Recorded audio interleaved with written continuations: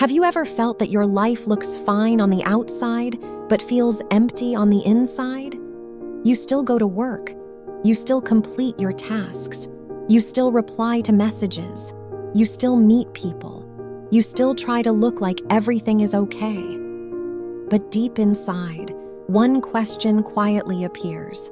What am I doing all of this for? You are not necessarily failing. In fact, you may be living a very standard life. A job, responsibilities, goals, plans. But precisely because everything looks so correct, you begin to wonder, am I actually living my own life? Or am I simply following a schedule given to me by society, family, work, and fear? If you have ever felt this way, this video is for you. Because sometimes, what changes your life is not one big answer. It is 3 simple questions. Why are you here? Do you fear death? And are you fulfilled? Today's book is The Cafe on the Edge of the World by John Strzelecki. It is a short novel, but inside it are some very large questions about life. The story begins when the main character, John, becomes exhausted by his work and his familiar life. He drives away, gets lost, and eventually finds himself at a strange cafe. At this cafe, the menu does not only contain food and drinks, it contains 3 questions. Why are you here? Do you fear death? Are you fulfilled? These questions are not meant to sound philosophical for the sake of sounding deep. They force us to pause and face what we often avoid. What am I living for? Am I postponing my real life? And do I have the right to redefine how I live? The first question on the menu is, why are you here? At first, it sounds like a question about location. Why are you in this cafe? But in truth, it points to something much deeper. Why are you living this life? In the story, John is the kind of person society would usually call successful. He has a good job, a high position, a family, a stable image. Everything appears desirable from the outside, but inside, he is exhausted. Day after day, he feels like a gear in a machine, moving smoothly, efficiently, on schedule, but no longer feeling truly alive. John's story is not unfamiliar. Many of us live the same way, working because we have to work, trying because everyone else is trying, chasing goals because society says they are good goals, being so busy that we no longer have time to ask whether we actually want this life. And then one day we realize that we are tired not only because we are doing too much. We are tired because we have spent too long doing things that no longer belong to us. In the book, there is a beautiful story about a green sea turtle. Someone sees a turtle swimming slowly and thinks it will be easy to overtake it. But no matter how hard she tries, she cannot catch up. Then she realizes that the turtle is not fighting the water. When the current pushes against it, the turtle rises and waits. When the current moves out to sea, it follows the flow and moves forward. Human beings often do the opposite. We keep trying to swim forward, even when the current is not supporting us.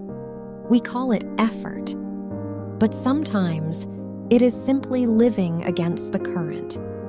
Living against the current is choosing a major only because it seems stable, even though you do not care about it. It is staying in a job that drains you while telling yourself, everyone lives this way. It is staying in a toxic relationship because you fear being alone. It is living by someone else's standards and calling it responsibility. The frightening thing is that if you live against the current long enough, you begin to think exhaustion is normal. But if every day feels like your life energy is being drained, the problem may not be that you are not trying hard enough. Maybe you are trying too hard in a direction that was never meant for you. So the question, why are you here, does not ask you to immediately abandon everything. It simply invites you to pause and ask honestly, what is truly supporting me? What is draining me? Am I moving with my own current? Or am I trying to swim in someone else's? The second question is, do you fear death? It may sound heavy, but this question is not only about death, it is about how you are living. In the book, there is a story about a businessman who meets a happy fisherman. The fisherman says that every day he wakes up, eats breakfast with his family, takes his children to school, fishes for a few hours until he has enough, then returns home to rest. In the evening, he walks along the beach with his wife and watches the sunset while the children play by the sea. The businessman hears this and advises him to fish more, sell more, buy more boats, expand the business, and one day become very rich. The fisherman asks, "Why would I do that?" The businessman replies, "So that later, why, you can do the things you enjoy." The fisherman smiles, "But I already do the things I enjoy every day." This story does not say that we should not work, grow, or earn money. It simply asks, are you living so that one day you can finally live, or are you actually living today? Many people live under the words someday. Someday, when life is more stable, I will rest. Someday, when I have more money, I will do what I love. Someday, when the children are older, I will take care of myself. Someday, when I have more time, I will slow down.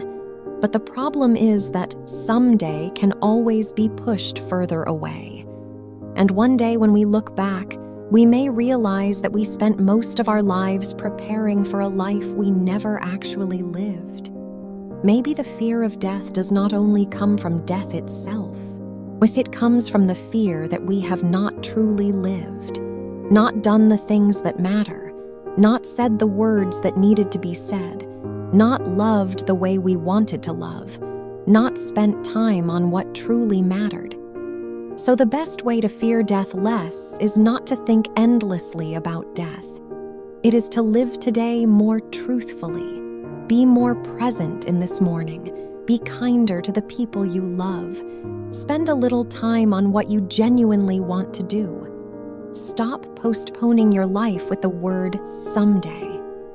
When each day contains a part of your true self, death becomes less frightening.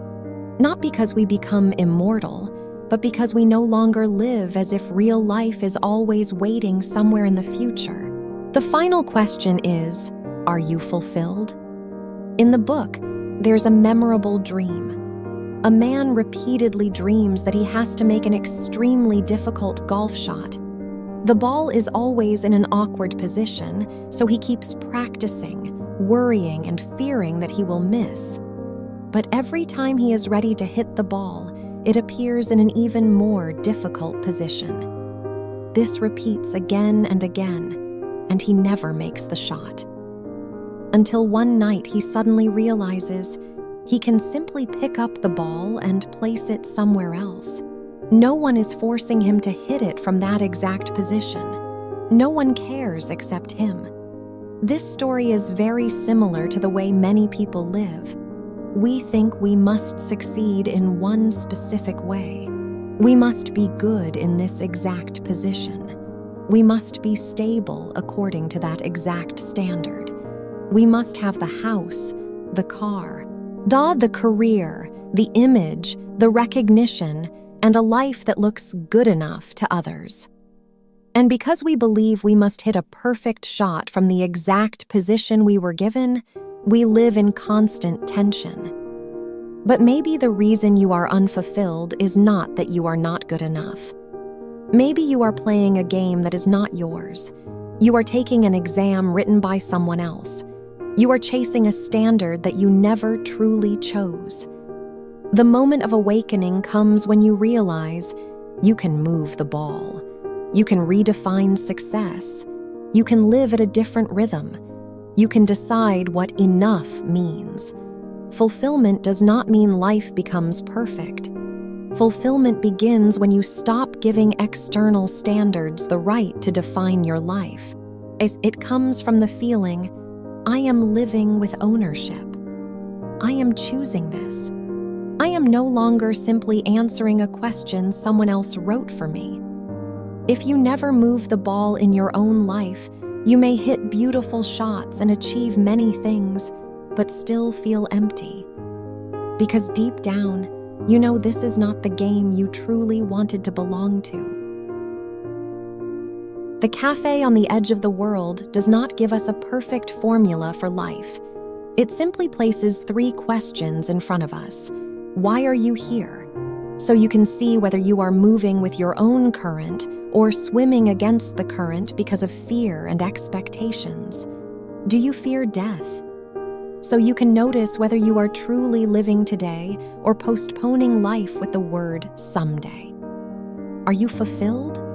So you can remember that you have the right to move the ball, redefine your measures, and live with more ownership. You do not necessarily need to quit your job immediately. You do not need to change everything overnight. You do not need to turn your life into a loud revolution. Sometimes change begins very small. Spend 1 hour a day on something you love. Say no to one unnecessary appointment. Step away from a relationship that drains you. Scroll a little less.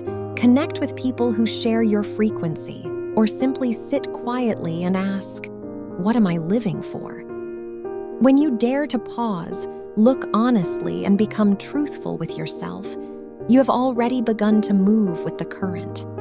Moving with the current is not giving up.